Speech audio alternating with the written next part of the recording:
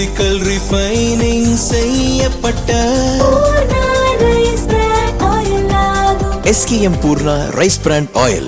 தமிழக சட்டசபை தேர்தலில் விஜயின் தமிழக வெற்றிக் கழகம் மிகப்பெரிய வெற்றியை பெற்று தனிப்பெரும் கட்சியாக உயர்ந்துள்ளது.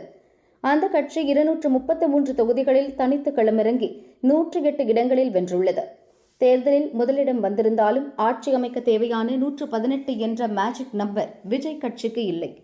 இதனால் திமுக, அதிமுக கூட்டணியில் அங்கம் வகிக்கும் காங்கிரஸ், பாமக, கம்யூனிஸ்டுகள், முஸ்லிம் லீக், விசிக போன்ற கட்சிகளிடம் திரை மறைவில் பேச்சுவார்த்தை நடத்தி வருகிறது தாவேக.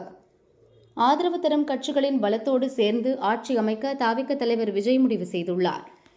இதையெல்லாம் முன்கூட்டியே கணித்துதான் மாமல்லபுரத்தில் உள்ள 4 பாயிண்ட்ஸ் பை ஷெரட்டன் ஹோட்டலை புக் செய்து வைத்திருந்தது தாவேக. தாவேகாவில் வென்ற அனைவரையும் சென்னைக்கு வர விஜய் உத்தரவிட்டுள்ளார்.